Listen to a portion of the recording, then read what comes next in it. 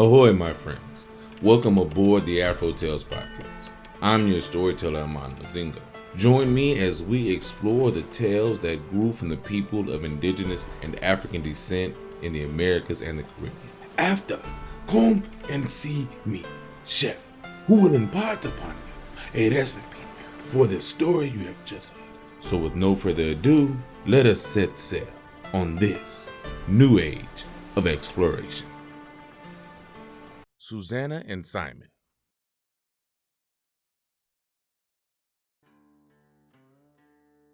There once was a man who had a mighty pretty daughter named Susanna. She was so pretty that she had more sweethearts than a man has fingers and toes. But her daddy didn't like any of them. Still, they kept on coming around and pestering the household. By and by, he gave word that any man who cleared 6 acres of land and rolled up the logs and piled up the brush in one day, that man could marry his daughter. Of course, this seemed as easy as climbing a greased pole with 2 baskets of eggs. All the suitors dropped off, except a great big strapping fellow who looked like he was strong enough to knock a steer down. This young man's name was Simon. He truly loved Susanna, but what was far more important, she loved him back. Well, Simon went up to the gal's daddy and said, "If anybody can clean up this here land, I'm the one to do it. Leastways, I'm going to try mighty hard." The old man just laughed and said, "That's fine by me. You start in the morning." Just then, Susanna bustled in saying, "I just have to fix a little something in the cupboard." But when her daddy wasn't looking, she took and kissed her hand and blew Simon a kiss. Then she nodded her head to signal her sweetheart that everything would turn out fine. That was all Simon needed. He went off as happy as a jaybird after he's robbed a sparrow's nest. But there was trouble brewing, for Susanna's father was a witch. He could conjure anyone who wasn't wearing a rabbit's foot. Simon always wore a lucky rabbit's foot his grandma had given him. So the man went away to study just what he could do if Simon cleared the land, unlikely as that seemed. However, Susanna's pa had been working at his conjurements so long that Susanna had learned most of his tricks.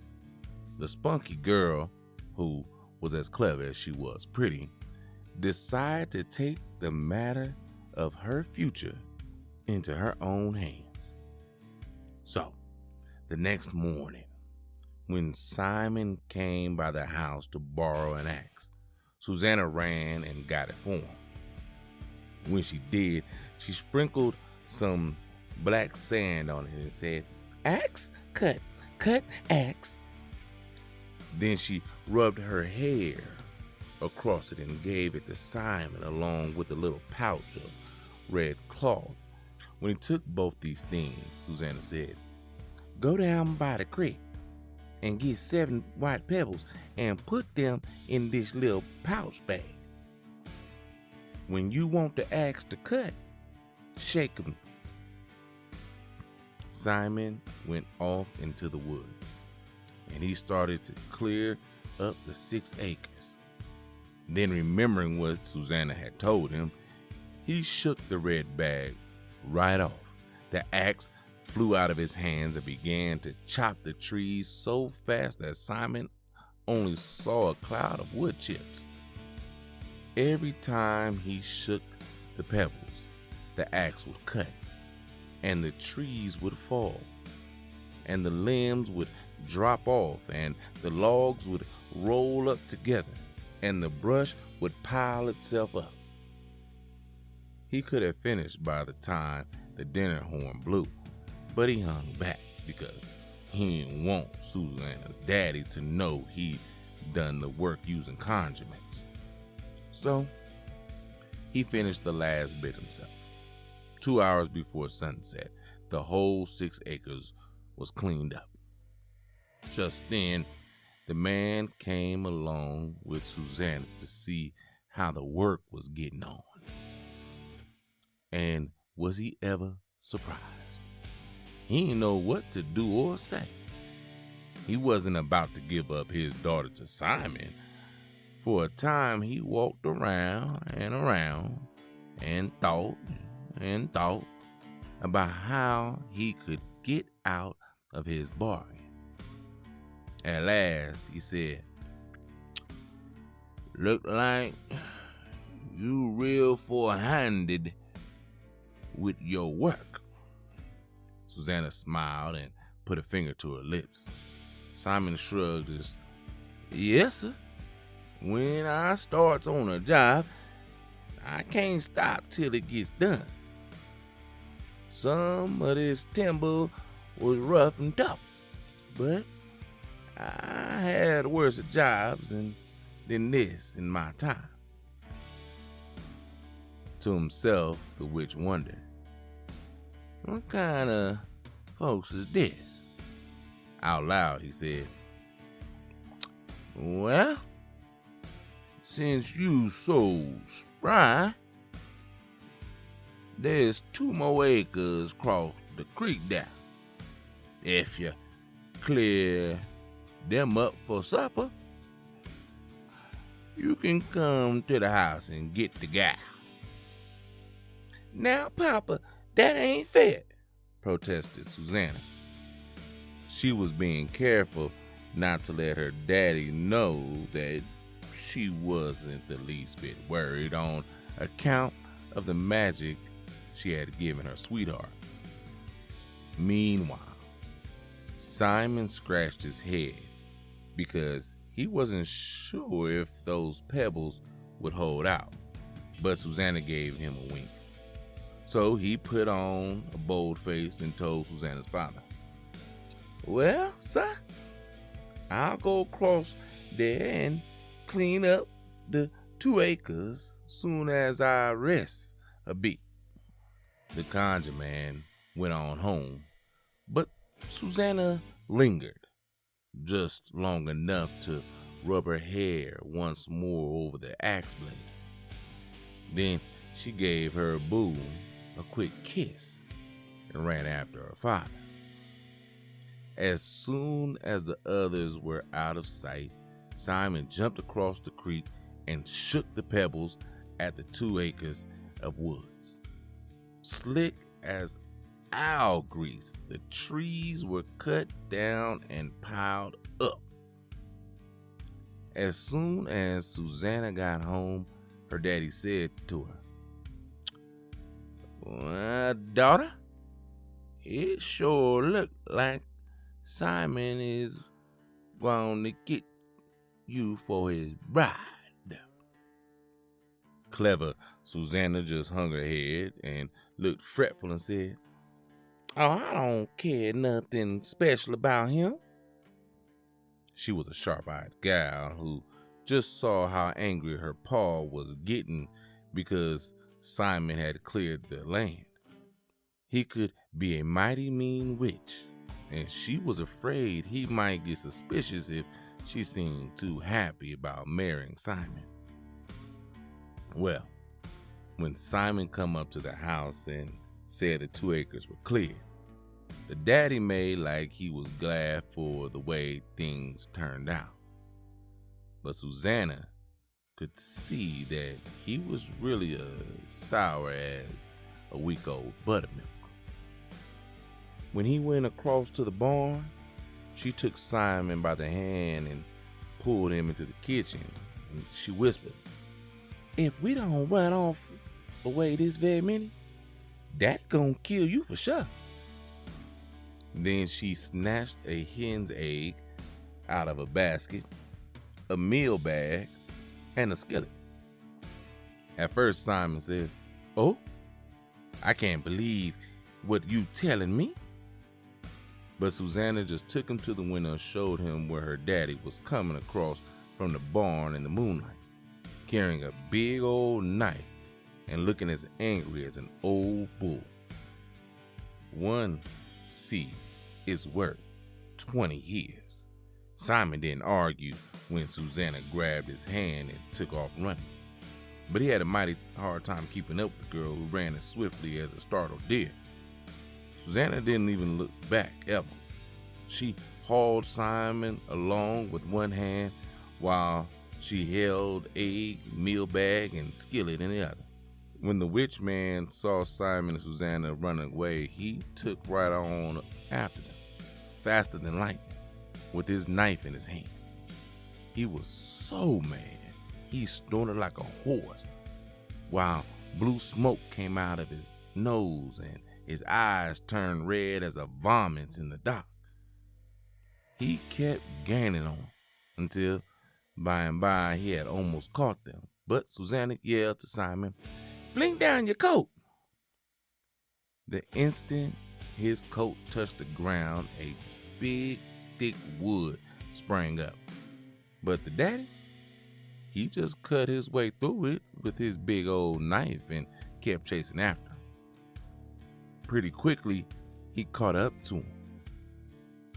But Susanna dropped her hen's egg on the ground, and when it broke, a big fog rose up out of the ground for a time. The man got lost, but he conjured some fierce winds and that blew the fog away. So he was chasing after the young folk again pretty quickly. But when he got so close that he could almost grab Simon's shirt tail, Susanna dropped the meal sack and a big pond of water covered the ground where it fell. The man was in such a hurry that he first tried to drink it dry. He found that he couldn't do this. He sat on the bank and blew on the water. His breath was hot as a furnace, and straight away the water boiled off. Then he was after Simon and Susanna again. As fast as the two lovers ran, the witch man ran faster. Having nothing left to try, Susanna dropped the skillet. Instantly, a thick, dark cloud fell down. The man didn't know which way to go. But he had plenty of magic tricks of his own, and quickly he made the darkness lift up so that he could see where the others had gotten to. He made up for lost time, and pretty soon he was as close to them as bark on a tree. After this, Susanna said to Simon, "Take the red cloth I give you and drop a pebble." Simon did this, and a high hill sprang up. But the witch climbed it lickety-split and kept on coming. Susanna said, "Drop another pebble." This time Simon dropped a bigger pebble, and a higher mountain popped up. But that man crawled up it and down it and came right on after the lovers. Then Susanna said to Simon, "Fling down the whole bag." The second he dropped it, a big rock wall rose up. It was so high that the witch man couldn't get over it. He ran up and down the length of it, snorting and shouting, but he couldn't find an end. Finally, after a long time, he gave up and went home. On the other side of the high wall, Susanna sat down beside Simon, took his hand in hers, and said, "Now we can rest." And that's where their story ends.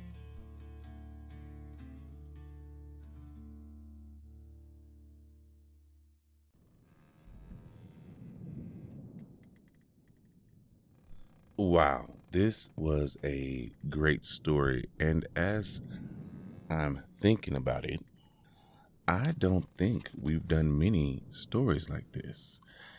This story comes cut from the same cloth, American Women of Myth, Legend, and Tall Tale by Robert SanSouce and Brian Pinckney. This story about a man trying to gain a woman's hand and having to do tasks to do it, and the girl or woman helping him out they are wonderful stories about love, and I appreciate them because it's a mutual love. It's not just, coming to rescue a damsel in distress type story. It is two lovers that want to be together, but for whatever reason, the father figure in the story, whether that just be a actual father or a king or the devil or whatever, makes it almost impossible to gain their daughter's hand. Now, I feel like you can look at this two ways. It could be an overbearing father that doesn't want to let his daughter go, and therefore he tries to create tasks that no man can complete because he doesn't feel any man is ever good enough for his daughter. Or it is a loving father who is just trying to ensure that the right man is coming for his daughter, one who truly deserves her. But I'd probably say it's the first one, since normally the father figure gives chase. He gives chase after the couple when they, do the task and want to head on out. So, but I like these stories, and I'm trying to think off the top of my head if what other stories I've done like this. I'd have to go. Hopefully, there'll be some in the show notes for you. But I don't have much for this. I like the magic of her using her hair to help him out. I like the items she used. They're not conventional items. Using a pan and an egg. Eggs are normal in these types of stories, but pebbles and it reminds me a lot of like hoodoo magic, and I love it. I don't have a lot to say about this story. It's a love story, and basically saying that nothing can keep two people that really want to be together apart. If they want to be together, they'll be together, and if you have somebody like that in your life, be with them, be with them. Anyway, go see Chef. He has a wonderful Southern recipe for you this week. And until we meet again, thank you for coming on this voyage, and thank you for sharing with everyone you have shared with. And until next time, as always, have a blessed day.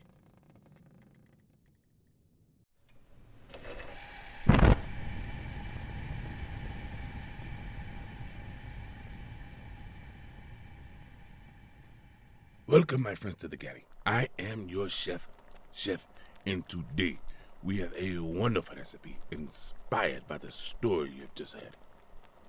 Today, we will be creating smothered southern oxtails.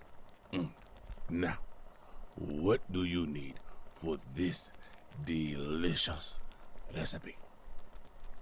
2 pounds of oxtails, 1 cup of onion, 4 cups of beef broth, 2 tablespoons of Worcestershire sauce, 4 tablespoons of browning, 1 tablespoon of brown sugar, a 1/4 cup of all-purpose flour, a 1/4 cup of butter, 1 teaspoon of paprika, 1 teaspoon of onion powder, 1 teaspoon of garlic powder, 1 teaspoon of black pepper, and 1 teaspoon of kosher salt. Now, how do we put this together? Easy. First, add the browning, Worcestershire sauce, salt, and pepper to the oxtails. Mix that well and set aside until later. Now, set the slow cooker to browning. If you do not have the browning setting, saute, or sear setting on your slow cooker, you will just do this in a skillet on your stovetop. If not, you can use the dump and go, where you just dump everything in a slow cooker and go about your day. Now, first, add the onions and saute for 2 minutes. Add the flour and whisk until it is golden brown. Add the beef broth, brown sugar, paprika, onion powder, garlic powder, then mix. Add the oxtail, then bring your liquid to a light simmer. Cover, then change the settings from browning to slow cook. Allow them to cook for 4 hours, and that is it, my friends. Now, go. Make this recipe yours. And until I have another wonderful recipe for you, remember the love of Susanna and Simon. And until next time, my friends, as always, enjoy.